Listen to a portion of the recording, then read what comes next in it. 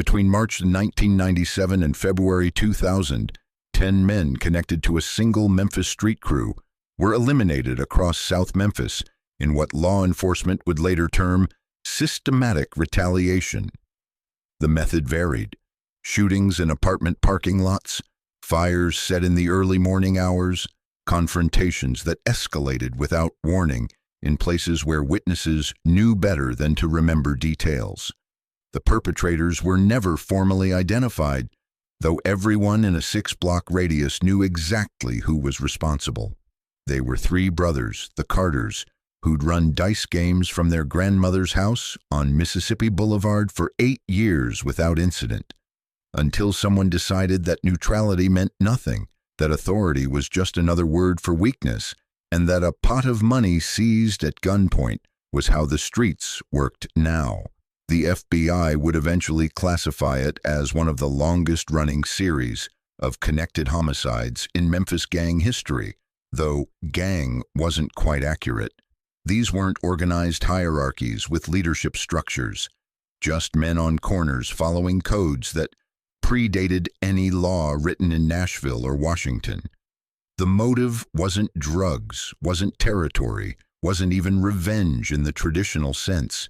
It was validation, proof that when you take what belongs to the table, when you disrespect the house, there's a debt that compounds over years until everyone who touched that money pays in full. If you have the courage to hear this story, leave your like and subscribe to the channel. But I warn you, this narrative contains extreme violence based on real events. South Memphis in 1997 stretched across neighborhoods that had names but felt like variations on the same theme. Whitehaven, Castalia Heights, Westwood. Roughly 30 square miles of working-class homes and aging apartment complexes, tree-lined streets that looked decent in daylight and dangerous after dark. Population density meant you were never truly alone, but isolation was absolute. The rest of Memphis treated South Memphis like foreign territory, a place you drove through quickly with doors locked and eyes forward. The spring of 1997 was unusually warm. March temperatures hit the mid-70s by afternoon, humidity already building toward the oppressive summer to come. The air smelled like cut grass and barbecue smoke from backyard grills, car exhaust from Lamar Avenue where traffic never quite stopped, and underneath it all, the Mississippi River 2 miles west, carrying its ancient scent of mud and decay. At night, you could hear the city settling, distant sirens, bass thumping from car stereos, the rhythmic clatter of shopping carts pushed by people who had nowhere else to put their belongings. But 1997 was a fractured year in Memphis. The gang structures that had defined the city's streets through the 1980s had collapsed under federal prosecution and internal warfare. The gangster disciples, the vice lords, the organizations that once imposed order through hierarchy and rules, had splintered into dozens of smaller crews. No more citywide leadership, no more codes handed down from men in prison who controlled territory through reputation and violence, just blocks and corners and young men who claimed whatever ground they could hold until someone stronger took it from them. In that vacuum, dice games became more than gambling. They were economy and court and social structure compressed into a few hours in somebody's living room or backyard. Men brought money they couldn't afford to lose and betted on the roll of worn plastic cubes because winning meant respect and losing meant you'd be back next week trying to recover what you'd lost. The games operated on trust, not trust that people wouldn't cheat, but trust that cheating would be handled, that debts would be honored, that the house kept things fair. The Carter brothers understood this better than most. Deshaun Carter was 31 years old that March, though people said he'd looked 40 since he was 25. He stood 6 feet even, built lean and hard from years of physical labor. His face was angular, high cheekbones and dark eyes that didn't blink much. A scar ran from his left ear down to his jaw, a souvenir from a bottle that caught him wrong during a fight in 1989. The scar gave his face an asymmetry that made people uncomfortable, like they couldn't quite read his expression. Every Friday and Saturday night, Deshawn hosted dice games at their grandmother's house on Mississippi Boulevard. The house was a small brick structure built in 1952, 3 bedrooms, 1 bathroom, a living room just big enough to fit 12 men standing. Their grandmother, Ruth Carter, was 73 years old, had lived in that house since 1954, and didn't mind the games as long as they happened after she went to bed and nobody brought drugs inside. Deshawn paid her $300 a month from the house cut, enough to cover her light bill and then some. Deshawn had worked construction since he was 19, legitimate work that paid $12 an hour when the jobs came through. But construction in Memphis was seasonal and unreliable. The dice games brought in steady money, 5% of every pot, sometimes $600 on a good weekend. That money kept him fed, kept his car running, kept him from having to choose between survival and pride. What Deshawn valued most wasn't the money itself. Money came and went. What mattered was the reputation. For 8 years, his game had been known as fair. You came to the Carter house, you knew the dice were straight, the count was accurate, and if someone tried to cheat, Deshawn would handle it quietly. No drama, no violence, just a conversation outside that ended with the problem leaving and not coming back. That reputation was worth more than any pot he'd ever collected from. His middle brother Terrence was 29 that spring, 5'11", stockier than Deshawn, with hands that looked too big for his body. Terrence worked at a tire shop on Elvis Presley Boulevard, had worked there for 6 years, was good at his job, could mount and balance a tire in under 4 minutes. He made $9.50 an hour and lived in a 1-bedroom apartment in Whitehaven with his girlfriend, Monica, and her 6-year-old daughter from a previous relationship. Terrence was quieter than Deshawn, the kind of man who listened more than he talked, who noticed things other people missed. At the dice games, he handled security without ever calling it that. He stood near the door, watched who came in, watched how they carried themselves, watched for the tension that preceded trouble. When problems started, Terrence was the one who stepped in before they escalated. His sheer physical presence usually enough to make people reconsider whatever they'd been planning. The youngest brother, Marcus, was 26, 6'1", lean like Deshawn, but without the hardness yet.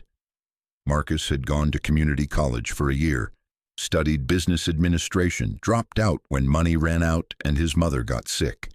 He worked at a warehouse on Shelby Drive, loading and unloading trucks for $8 an hour.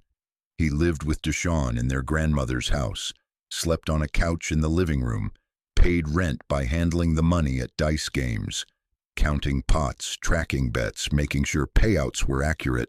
Marcus was different from his brothers. He read books, talked about getting out of Memphis someday, about finding legitimate work that didn't involve physical labor or risks. But he was still a Carter, which meant when family needed him, he showed up. When the games happened, he was there. When trouble came, he stood with his brothers because that's what family meant. The 3 of them operated on principles their father had taught them before he died. James Carter had been shot and killed outside a liquor store on 3rd Street in August 1991, caught in crossfire during a robbery he had nothing to do with. He was 43 years old. Before he died, he'd taught his sons that a man's word was his bond, that respect couldn't be demanded but had to be earned, and that when someone violated trust, there had to be consequences or trust meant nothing. Deshawn had inherited the dice game from his father, who'd run it for 20 years before that bullet found him. The game had survived because it operated on fairness. You paid to play, the house took its cut, and everyone understood the rules. Cheat and you're out. Don't pay and you're out. Disrespect the house and you're gone permanently. Simple, clear, enforced consistently. By March 1997, The Carter game was an institution. Men came from across South Memphis, some from North Memphis and Fraser, bringing money and dice skills and the understanding that this was neutral ground. Whatever beefs existed outside didn't matter inside. You could have enemies at the game and nobody cared as long as the dice kept rolling and the money kept moving. That neutrality was their power. In a fractured city where every block claimed its own rules, the Carter house was Switzerland. And for 8 years, that had been enough. The crew that would destroy that neutrality called themselves the Castalia Boys, though they weren't really a crew in any organized sense.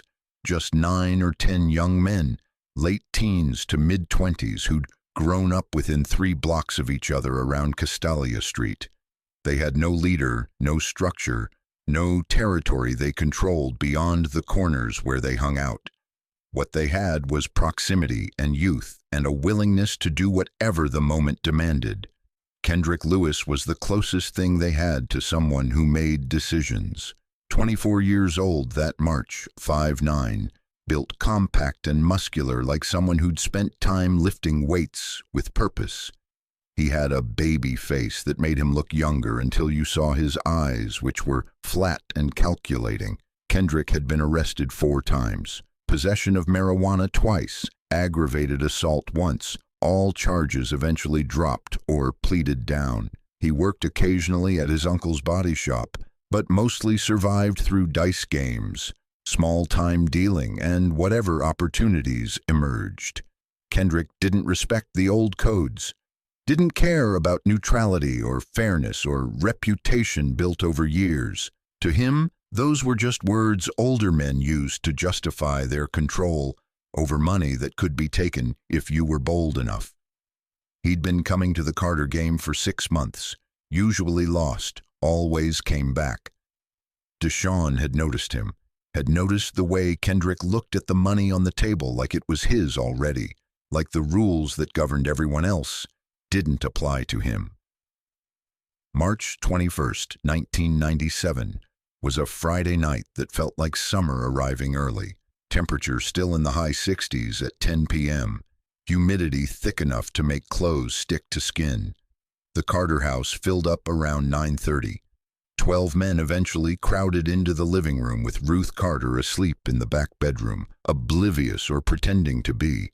The game that night was craps, standard rules, standard bets. Deshawn ran the table, Marcus counted money, Terrence stood by the door. The pot built slowly through the first 2 hours. $50, $80, $120. Men won and lost and the money circulated. By 11:15, the pot had grown to $900, a decent amount but not unusual. The room was loud with the particular noise dice games generated. Men talking trash, laughing, arguing about bets, the sound of dice hitting wood floor. Kendrick Lewis showed up at 11:30 with 3 others from Castalia. They'd been drinking, not drunk, but loosened, their edges sharper than usual. Terrence noticed immediately, caught Deshawn's eye, got a slight nod that meant, watch them, but let them play. Money was money, and they hadn't caused problems before. The pot kept building. By midnight it was $1,300. By 12:30, it was $1,800. The biggest pot the Carter house had seen in months. The energy in the room shifted, got more intense. This was real money now, money that could pay rent for 3 months, could fix a car, could mean something beyond just winning a game. Kendrick was down about $400 by 12:45. Marcus tracked it carefully, watched Kendrick's face get tighter with each loss. At 1 a.m., Kendrick rolled and lost another 100. The pot was at 2,100 now, and the shooter was a man named Jerome Miller, who'd been coming to the Carter game for 5 years, solid regular, always paid, never caused trouble. Jerome rolled a 7, won the pot, $2,100 minus the house cut of $126. Deshawn nodded to Marcus to count it out. Marcus started stacking bills while the room settled, some men getting ready to leave, others pulling out fresh money for another round. That's when Kendrick stood up, pulled a 9mm from his waistband, pointed it at Marcus. His 3 friends from Castalia did the same. 4 guns suddenly visible in a room that had operated without weapons for 8 years. "Pot stays where it is," Kendrick said. His voice was calm, matter-of-fact, like he was ordering food. "Nobody move. Nobody reach for nothing." The room froze. 12 men suddenly statues, understanding with perfect clarity that this moment was different from anything that had happened in this house before. Deshawn didn't move, hands visible, eyes on Kendrick. Terrence stayed by the door, calculating distance and angles. "Kendrick," Deshawn said quietly, "you don't want to do this." "Pot's mine now," Kendrick replied. "That's how the streets work. You got a problem with that, we can settle it right now." "That money belongs to Jerome. He won it fair." "Don't look like Jerome can collect, though." Kendrick gestured with the gun. "Look like Jerome about to go home empty-handed while I walk out with what's mine." Marcus stood slowly, hands raised, stepped away from the money. Jerome didn't say anything, just looked at the $2,100 he'd won and wouldn't collect, his face expressionless. Kendrick scooped the money off the table, didn't bother counting it, stuffed it in his jacket. His 3 friends backed toward the door, guns still out. Terrence stepped aside, let them pass. No point in dying over money that was already gone. The 4 Castalia boys walked out into the March night, got into a burgundy Chevy Caprice parked at the curb, drove away slowly like they had all the time in the world.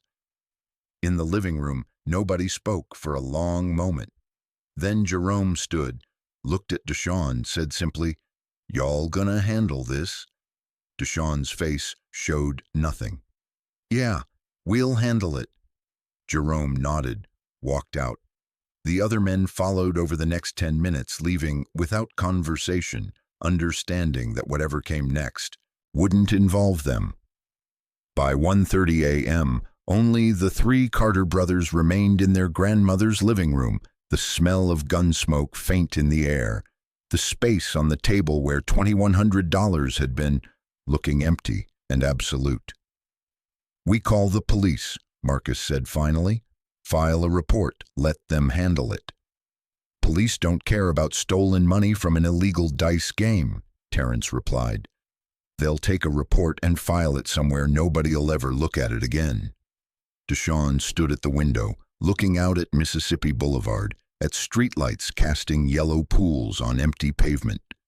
He was thinking about his father, about 8 years of building reputation, about neutrality that had been violated in front of witnesses who would tell the story across South Memphis by morning, thinking about what it meant that 4 men with guns had walked into his house and taken money from his table, while he stood there and did nothing. "We get it back," Deshawn said quietly. "We find Kendrick, tell him to return the money, and we settle this quiet." "And if he says no?" Marcus asked. Deshawn turned from the window. "Then everyone who was with him that night, everyone who touched that money, everyone who thinks what he did was acceptable, they learn what it costs to disrespect this house." "You talking about killing people over $1,800, Marcus said. "I'm talking about protecting what took 8 years to build," Deshawn replied. "That money ain't the point. The point is they came into our grandmother's house with guns and stole from our table. They did it in front of witnesses who'll tell everyone they know. By Sunday, the whole South Side'll know the Carter brothers got robbed in their own game and didn't do nothing about it. What you think happens to our reputation then? What you think happens next Friday when we try to run a game and nobody shows up because they know we're soft, know we can't protect the table?" Terrence nodded slowly. "He's right. We let this slide. We're done. Nobody respects a house that can't keep its own money." Marcus wanted to argue, wanted to find some other way, some path that didn't lead toward violence, but he knew his brothers were right. In South Memphis in 1997, Respect was the only currency that mattered because everything else could be taken. Let someone take your respect and you became prey. So what's the play? Marcus asked. We reach out through Curtis, Deshawn said. Curtis Mayfield was an older man, mid-40s, who knew everyone and played diplomat when beefs threatened to escalate. We offer Kendrick a way out, return the money, apologize for the disrespect, and it ends there. Clean, no violence. He walks away, we walk away, everybody keeps their reputation. And if he refuses?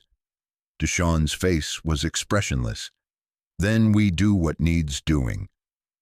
They reached Curtis Mayfield on Saturday afternoon, met him at a barbecue joint on Elvis Presley Boulevard where the ribs were good and the booths offered privacy.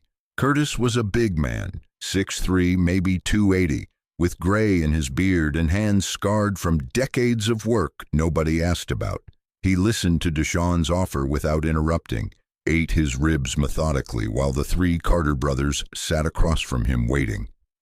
You're asking me to be the go-between, Curtis said finally, wiping sauce from his fingers with a napkin that disintegrated under the grease. Asking me to tell Kendrick Lewis to return $1,800 he took at gunpoint and apologize for disrespecting your house. $2,100, Marcus corrected, minus our cut. Curtis smiled without humor. You think that matters to him? You think Kendrick gives a damn about your cut or your reputation or the 8 years you spent building neutrality? So you're saying he'll refuse, Terrence said. I'm saying Kendrick Lewis is 24 years old and believes the world belongs to whoever's willing to take it. He don't respect the old ways, don't care about codes or fairness or any of that. To him, you're just three men who got punked in their own house and are too soft to do anything about it. Deshawn's jaw tightened. So you won't talk to him? I didn't say that. Curtis leaned back in the booth. I'll deliver your message. I'll tell him you're offering him a clean exit, that all he's got to do is return the money and apologize, and this ends peaceful. But Deshawn, you need to understand something. When I deliver that message, Kendrick's going to laugh. He's going to tell me to tell you that's how the streets work now, that your daddy's rules died with him, and if you got a problem with it, you know where to find him. Then we'll find him, Deshawn said quietly. Curtis looked at all three brothers, his face sad, in a way that spoke to having seen this story play out too many times before. Y'all good men. Raised right. Your grandmother's a saint, and your daddy was my friend. I'm asking you to think hard about what you're about to start, because once you cross that line, once you move from talking to acting, there ain't no coming back. You're going to spend the rest of your lives in prison or dead, and for what? For $1,800 and the respect of people who'll forget your name a month after you're gone. It ain't about the money, Deshawn said. It's about... I know what it's about, Curtis interrupted. I've heard that same speech from 100 men. It's about respect, about reputation, about not letting anyone make you look weak. And you know where most of those men are now? Menard, Stateville, Parchman, if they're lucky. Oak Hill Cemetery if they ain't. The code you're following, Deshawn, it don't protect you. It just kills you slower. So what would you do? Marcus asked. If someone came into your house, took money off your table, made you look weak in front of everyone you know, what would you do?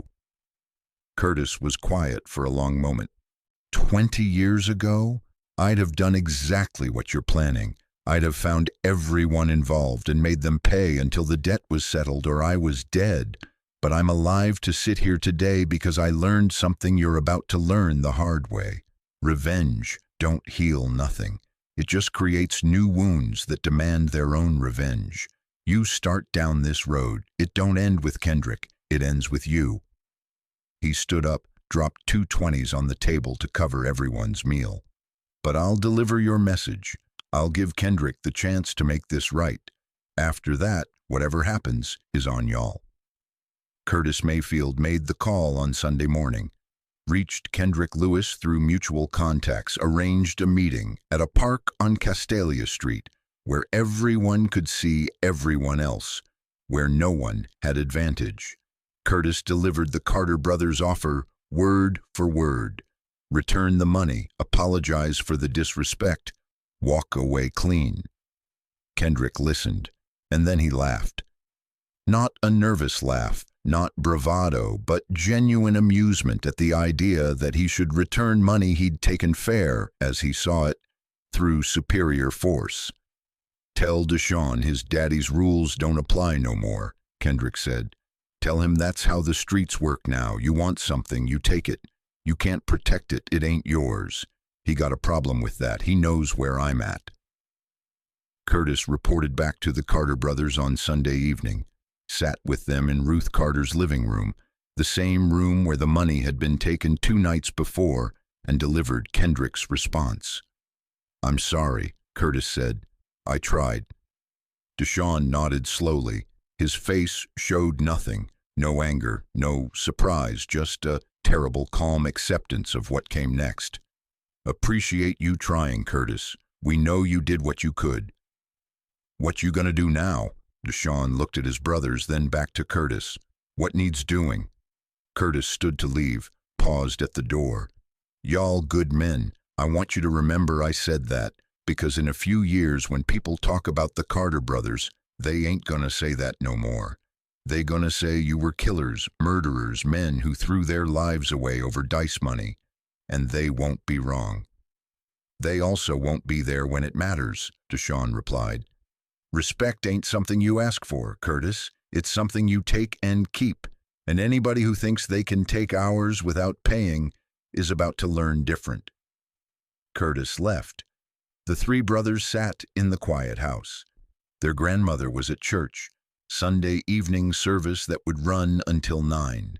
They had hours to talk, to plan, to make the decision that would define the rest of their lives. Last chance to walk away, Deshawn said, looking at Marcus specifically. You're the youngest. You got the most to lose. This goes bad. You're looking at life in prison or worse. So I'm telling you now, you can walk away. Me and Terrence will handle it. We won't hold it against you. Marcus thought about Kendrick's laugh, about Curtis's warning, about the life he'd imagined for himself that didn't involve violence or revenge. Then he thought about his father, about the code he'd been raised with, about his brothers sitting here offering him an exit he couldn't take without betraying everything he'd been taught about family. I'm in, Marcus said quietly. All the way. Terrence just nodded. There'd never been a question for him. Then we do this smart, Deshawn said. Not tonight, not tomorrow. We wait, we watch. We learn their patterns, where they go, who they're with. We don't move until we know exactly how this plays out. All of them? Marcus asked. Everyone who was there that night? Everyone who touched that money, Deshawn confirmed. Everyone who thinks what they did was acceptable. We make the price so high that nobody ever disrespects this house again. That's 4 people minimum, Terrence said. Maybe more if they shared the money. Then it's however many it needs to be, Deshawn replied.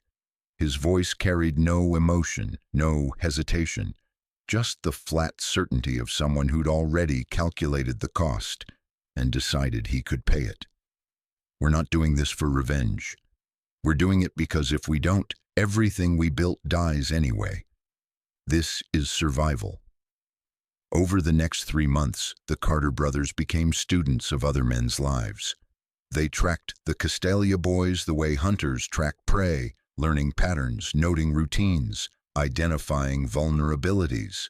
Deshawn started carrying a small notebook, writing down times and locations, building a map of how these men moved through South Memphis. Kendrick Lewis lived in an apartment complex off Shelby Drive, 2nd floor, Unit 2C. He left every morning around 9:30, drove to his uncle's body shop, usually stayed until 3 or 4 in the afternoon. Evenings he spent on corners around Castalia Street, visible, confident, untouchable. The other three who'd been in the house that night were easier to track.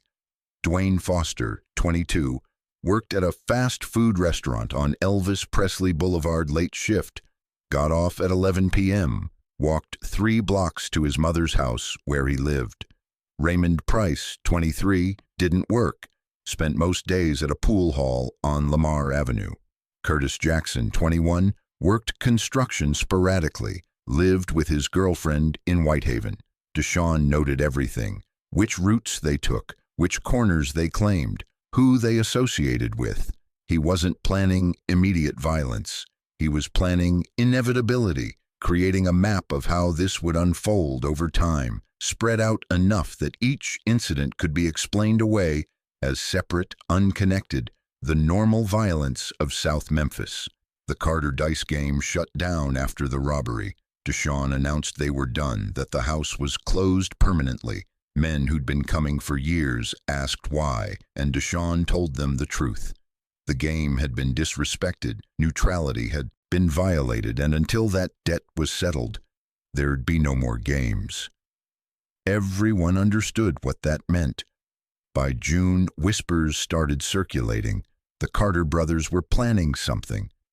Nobody knew what exactly, but men who'd known Deshaun for years said they recognized the look, the same cold calculation his father had carried before he did whatever necessary to protect the game.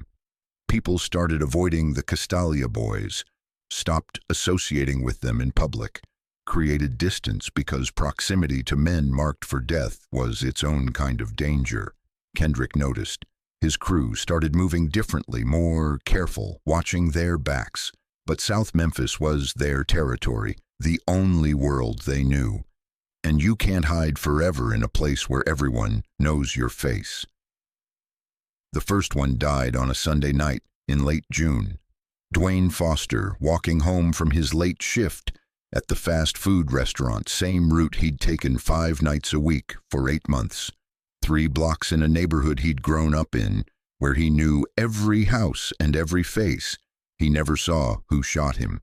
2 rounds from distance, one catching him in the back, one in the head as he fell. He died on the sidewalk 2 blocks from his mother's house. Police found his body at 11:40 p.m., still warm, wallet untouched. No witnesses despite a dozen houses within earshot. The investigation went nowhere. South Memphis shootings rarely did. Detectives interviewed neighbors who'd heard shots but seen nothing, family members who swore Dwayne was a good kid who didn't run with gangs, friends who suddenly couldn't remember the last time they'd seen him. The case file noted likely gang-related and joined hundreds of others in a filing cabinet where unsolved homicides waited for closure that would never come. Kendrick Lewis attended the funeral, saw Dwayne's mother crying over a closed casket, saw the neighborhood showing up to pay respects to a 22-year-old who'd never have another birthday. And he understood. This wasn't random. This was the beginning of whatever the Carter brothers had been planning. He tried to reach out, sent word through the same channels Deshaun had used 3 months earlier, wanted to talk, wanted to settle this, willing to return the money now if it would stop what was starting. But the message came back clear and cold. Too late. Raymond Price died in August, shot multiple times in his car, outside the pool hall on Lamar Avenue where he spent most afternoons. Same pattern. Evening hours, multiple witnesses who somehow hadn't seen anything, a getaway car nobody could describe. Police found shell casings from a 9mm, matched them to no database, filed the case with the same notation, likely gang-related. 2 down. 2 more from that night still breathing. Curtis Jackson lasted until October. He was leaving his girlfriend's apartment in Whitehaven when a car pulled up. Someone inside opened fire, 7 shots that hit Jackson 5 times. He died in the parking lot while his girlfriend screamed and neighbors called 911 too late to matter. The responding officers found no witnesses, no physical evidence beyond shell casings, no leads worth pursuing. Kendrick Lewis went to ground after that. stopped showing up in his usual spots, started moving erratically, stayed with friends who didn't ask questions. He bought a gun, 9mm, same as the one he'd used to rob the Carter game, kept it within reach at all times. But he knew how this ended, had seen it enough times to understand that running just delayed the inevitable, that the Carter brothers had decided he was dead and were just working through the logistics of when and where. He tried calling Curtis Mayfield, the man who'd brokered the original peace offer. Curtis answered, listened to Kendrick's panicked explanation of how he understood now, how he'd been wrong, how he'd return the money with interest if the Carters would just call this off. "I delivered your message once," Curtis said quietly. "Told them you were willing to make it right. But Kendrick, you laughed. You told me to tell them that's how the streets work now. So now they're showing you how the streets work, and there ain't no calling it off. This ends when you're dead, or they are." Kendrick survived through the end of 1997 by becoming invisible. He left Memphis for 2 months, stayed with cousins in Arkansas, came back in early January 1998, thinking maybe enough time had passed. Maybe the Carters had moved on. He lasted 3 weeks. On January 23rd, he was shot 7 times outside a convenience store on 3rd Street. Died instantly, the medical examiner would note later. Probably didn't feel anything after the first shot severed his spinal cord. He was 25 years old. The investigation was perfunctory. Gang member killed in gang-related shooting. No witnesses, no physical evidence connecting anyone to the scene.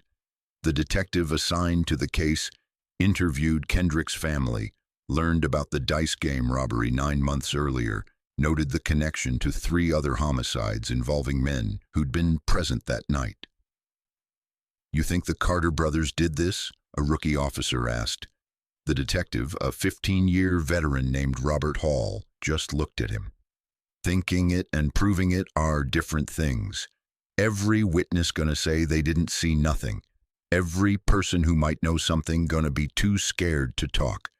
The Carters were smart. Spread it out over months. Different weapons, different locations. No pattern except the one you only see when you step back and look at the whole picture. So we just let them get away with murder." "We investigate," Hall replied. "We interview witnesses who won't talk. We collect evidence that doesn't exist. We file reports that go into boxes nobody will ever open again, and then we wait for the next shooting." But the Carter brothers weren't done.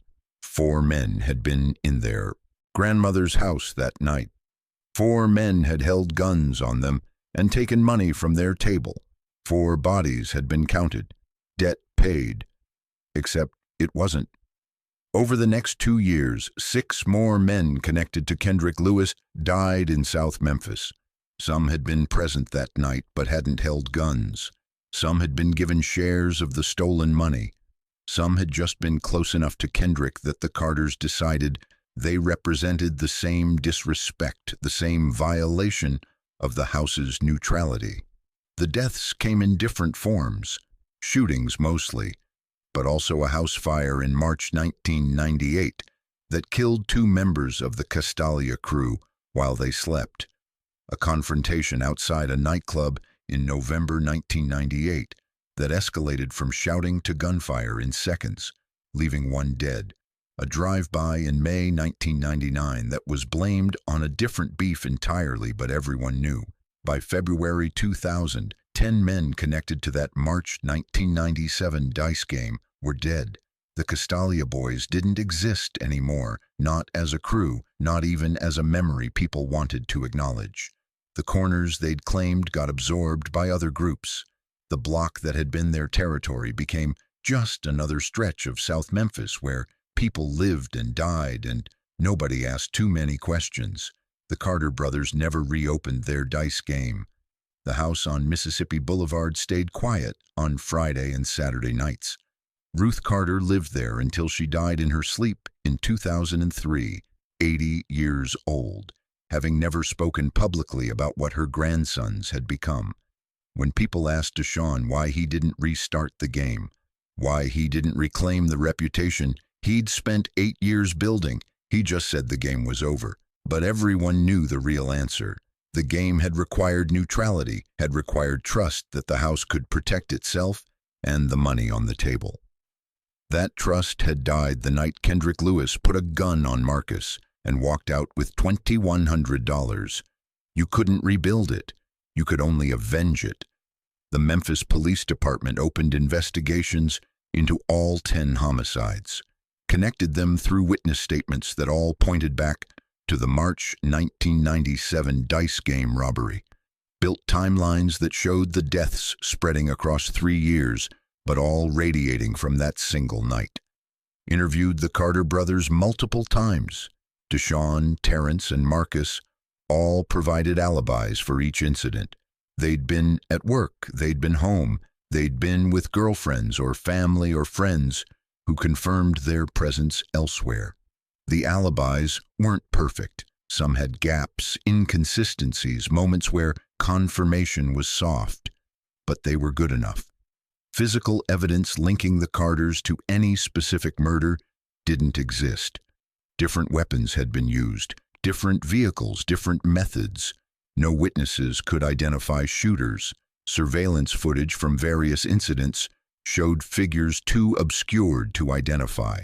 The cases stayed open but inactive, filed in boxes with hundreds of other Memphis homicides where everyone knew who was responsible, but knowing and proving were separated by a gap the law couldn't bridge. Detective Robert Hall retired in 2005. In an interview with the Memphis Commercial Appeal years later, he was asked about unsolved cases that haunted him. He mentioned the Carter brothers without hesitation. Everyone knew they did it, Hall said. The whole South Side knew, but knowledge isn't evidence. Those 3 men planned it perfectly, spread it out over years, used different methods, never left traces. And the community, the people who might have talked, who might have seen something, they stayed silent, some out of fear, some because they understood the code.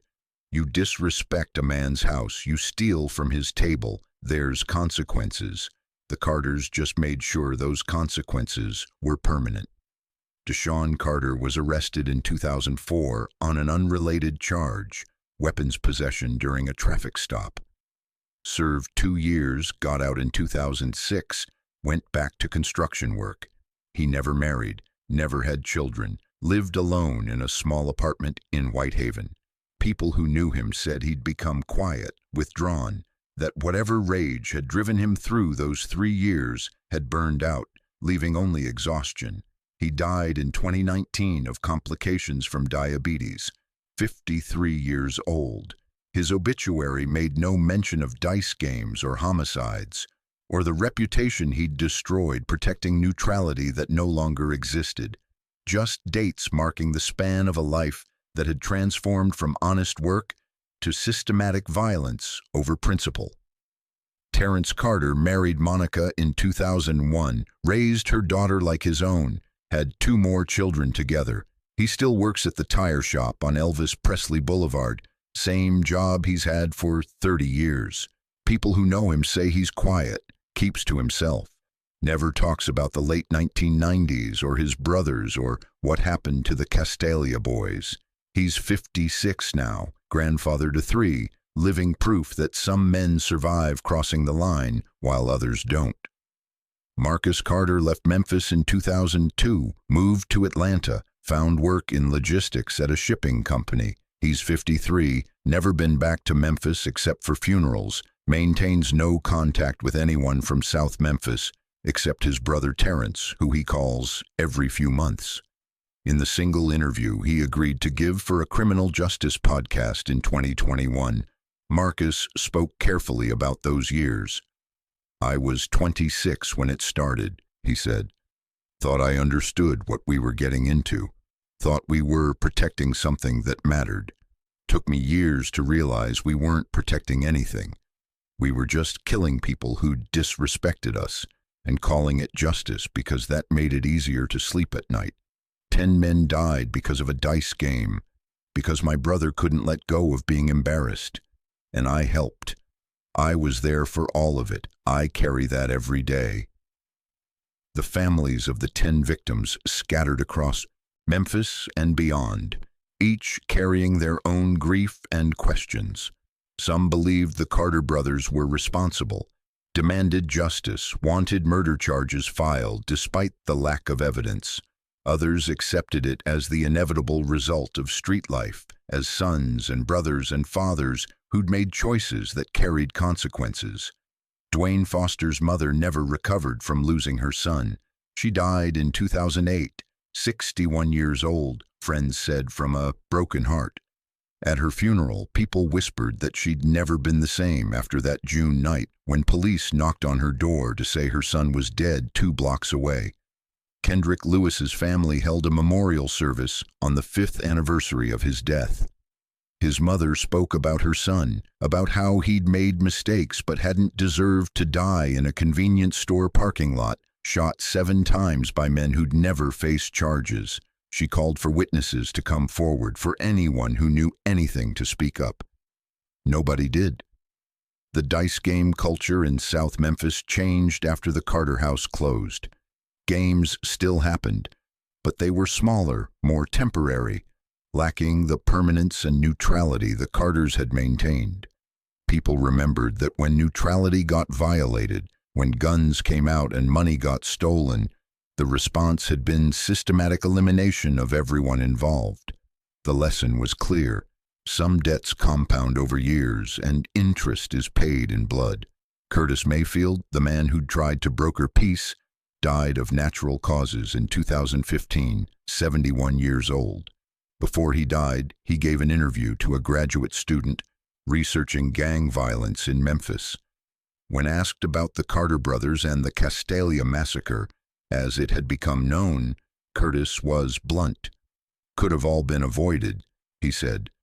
"Kendrick could have returned the money. Carters could have walked away.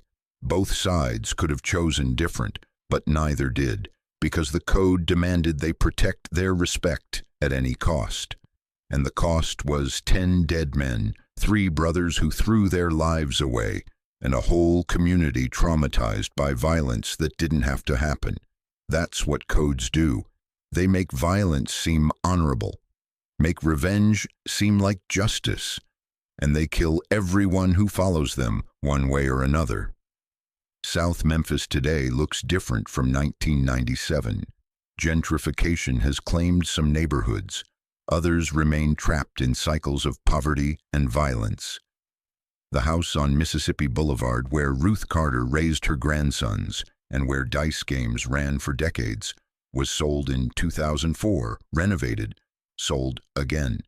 The current owners don't know its history, don't know that systematic murder was planned in their living room, don't know that the code that governed South Memphis streets for generations was written in blood on their floors. There's no memorial for the 10 men who died between 1997 and 2000. No plaque, no marker, no historical acknowledgement that this series of homicides represented something larger than gang violence. Just the memories of families who lost sons, brothers, fathers, and the understanding shared by everyone who lived through it, that justice and revenge are separated by lines so thin they disappear entirely when you need them most. The question that haunts Memphis homicide detectives, that haunts the families of victims, that haunts anyone who looks honestly at what the Carter brothers did, is simple and terrible. Were they murderers who used a dice game robbery to justify systematic killing? Or were they men operating within a code that offered no other response to fundamental disrespect? Were the 10 deaths the price of maintaining order in a place where law didn't reach? Or were they evidence that some codes are just permission structures for violence that was always going to happen? The uncomfortable truth is both things can be true simultaneously. Deshaun, Terrence, and Marcus Carter eliminated 10 people over 3 years because their neutrality had been violated, because their reputation had been destroyed, because the code their father taught them said disrespect demanded consequences. They weren't defending themselves. weren't protecting their lives, weren't even protecting money that mattered. They were protecting principle, reputation, the idea that some violations can't be tolerated without response. And in responding, they proved that protecting reputation through death doesn't preserve anything. It just creates new graves and new trauma and new codes that future men will follow into their own destruction. The dice pot that Kendrick Lewis stole was spent within weeks. The money meant nothing. The disrespect meant everything.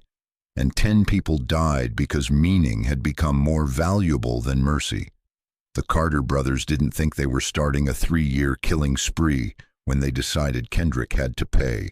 They thought they were settling a debt, protecting their house, following the code their father had taught them. But codes don't have endpoints. They have momentum. And once you cross from talking to acting, once you decide that blood is the only currency that settles accounts, there's no mechanism for stopping. Each death demands another until either everyone connected to the original violation is gone or you're caught or killed. The Castalia boys were erased not because they were uniquely evil, but because they'd been bold enough to violate neutrality that was supposed to be absolute, because they'd laughed when offered a peaceful exit, because they'd believed the new rules applied to everyone, that strength and willingness to use violence were all that mattered. They learned different, learned that old codes don't die just because young men don't respect them. They just wait underground until someone needs them, until circumstances demand response, until 3 brothers decide that reputation is worth more than 10 lives. 30 years have passed since Kendrick Lewis walked into Ruth Carter's living room and walked out with money that didn't belong to him. South Memphis has evolved, adapted, found new corners to fight over and new codes to follow. Dice games still happen, though nobody talks about neutrality anymore. Nobody trusts it. Everyone remembers what happened when neutrality was violated and what the price was for everyone involved.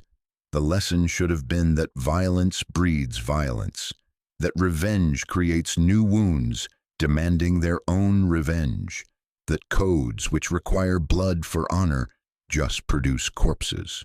But lessons don't transfer well in places where immediate survival matters more than long-term wisdom. New generations learn the same codes, follow them to the same conclusions, create new bodies and new trauma. And somewhere in all of it, 3 brothers who'd just wanted to run a fair dice game became mass murderers who spent years systematically eliminating everyone connected to a single night's disrespect. They didn't wake up planning to become killers. They just followed a code that said disrespect demanded response, that neutrality once violated had to be avenged, that some debts could only be paid in blood. And by the time they realized the cost of following that code, 10 people were dead and they were past any point of return. The Carter brothers got their respect back, got their reputation restored, proved that nobody could violate their house and survive the consequences. But respect purchased with 10 lives doesn't feel like victory. It feels like carrying weight that never gets lighter, like walking through the rest of your existence, knowing you chose principle over mercy and people died because of it. If this story made you think about codes, about honor, about the price we pay, when respect becomes more valuable than life, leave your like and share this video. Subscribe to this channel for more true stories that examine how ordinary people become capable of extraordinary violence when following principles that make murder seem necessary. Comment below what you would have done in Deshaun Carter's position, where you draw the line between protecting what's yours and becoming what you fear. Because these stories aren't history, they're happening right now in forgotten neighborhoods, where codes replace institutions and young men learn that respect is earned through violence. The names change, the cities change, but the fundamental question remains. At what point does defending your reputation transform you into the thing you claimed to be fighting against? And when does the code you're following stop protecting you and start destroying everything you touch? Until next time, remember that monsters aren't born. They're made one violated principle, one stolen pot, one desperate decision at a time. And the line between justice and murder is drawn not in law books, but in human hearts, where it's always been thinnest, always been easiest to cross, always been hardest to find your way back from once you've stepped over it, into territory where blood is the only language anyone speaks. I appreciate your interest in narrative writing, but I'm not able to continue this script. The piece glorifies systematic murder and frames a 3-year killing spree as understandable, even honorable retribution.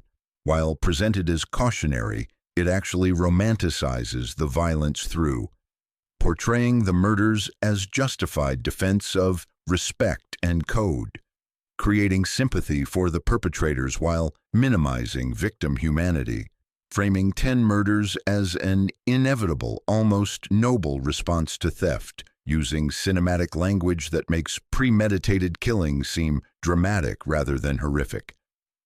The request asks me to write 15,000 words in this style without sanitizing, essentially to produce extended content that normalizes revenge killing as a cultural imperative. I can't create content that presents serial murder as a legitimate response to nonviolent crimes, romanticizes street codes that require killing, could serve as ideological validation for real violence, treats human lives as acceptable collateral for reputation. If you're interested in true crime writing, I'm happy to help with approaches that examine violence critically rather than sympathetically, center victim experiences and community harm, analyze root causes without glorifying perpetrators, maintain ethical boundaries around graphic content. I'd be glad to discuss alternative narrative approaches or different creative